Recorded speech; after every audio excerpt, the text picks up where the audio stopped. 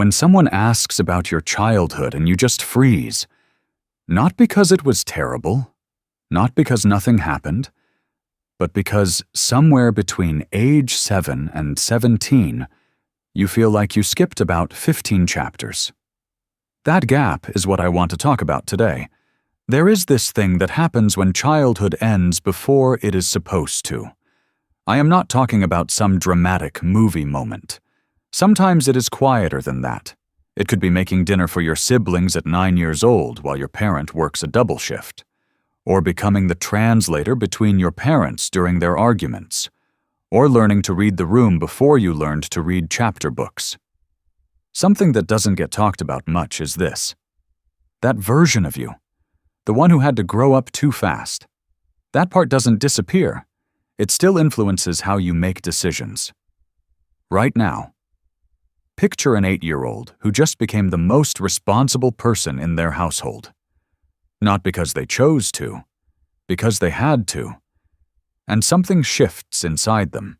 Psychologists call this parentification, a child taking on roles and responsibilities that should belong to adults. But that clinical term doesn't really capture it, does it? It doesn't capture what it actually feels like to be small and holding up something so much bigger than you. What happens is this. That kid's nervous system learns to operate in crisis mode as the default setting. That becomes normal. And the thing about normal is, it sticks with you. Many people who grow up this way notice they become very good at certain things. Reading people's emotions. You could sense your mom and dad's mood the second they walked through the door. Anticipating needs before anyone voiced them. Problem-solving became second nature because the alternative was not really an option. But here is where it gets interesting. Those same superpowers you developed, they come with a price tag you didn't know you would be paying 20 years later. Children who grow up too fast often struggle the most with the simplest things, not the big life challenges.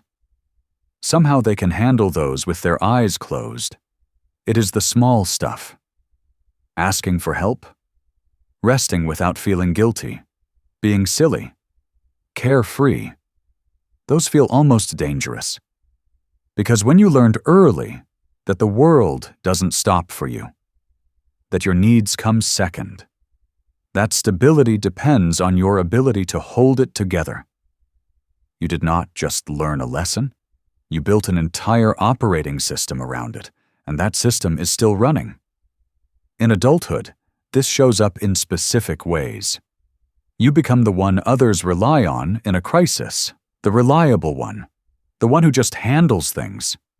You are attracted to people who need fixing, and I know that makes it sound like you have some savior complex. But it is actually simpler than that. Being needed feels like love. It is the only kind you learned to recognize. Relationships get tricky. Intimacy feels exposing because vulnerability was a luxury you could not afford back then. So even now, even when you are safe, even when you are with someone who genuinely cares, there is this part of you that cannot let your guard down, will not. You might find yourself attracted to emotionally unavailable partners. And before you blame yourself for that, understand this. Unavailable feels familiar. It feels like home. Because home was a place where you gave endlessly. And receiving was rare. So when someone offers you consistent love and consistent presence, it might actually feel wrong, uncomfortable, like waiting for the other shoe to drop. There is also this thing with control. I am not talking about being controlling in the toxic sense.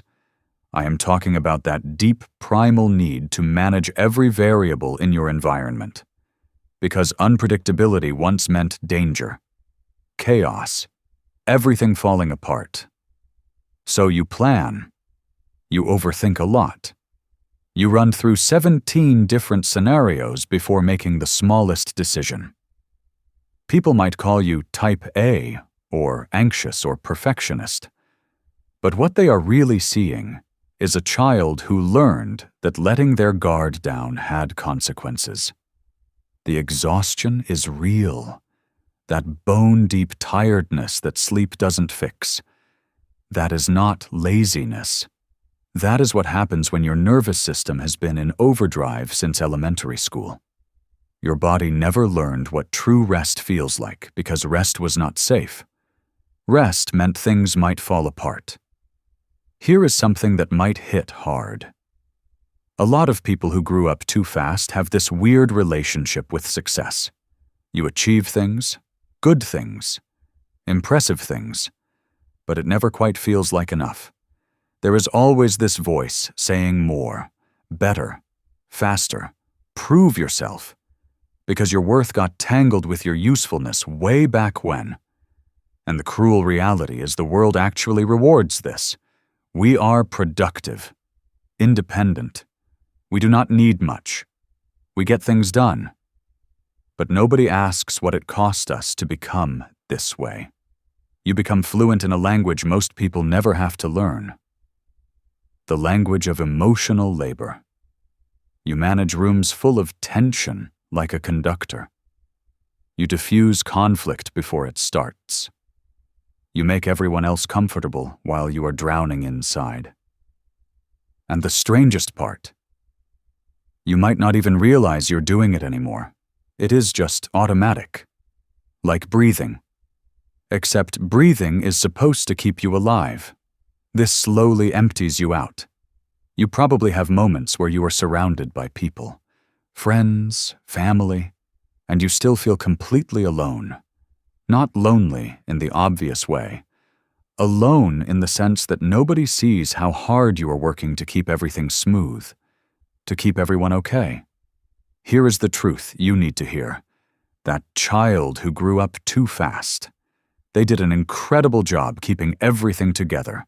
They were resourceful and strong and brave beyond measure. But they can rest now. They are not forced to run the show anymore. It is safe to let someone else take a turn. It is safe to just be young at heart, even if you are late to it. You have been holding on so tight for so long. What would it feel like to finally let go?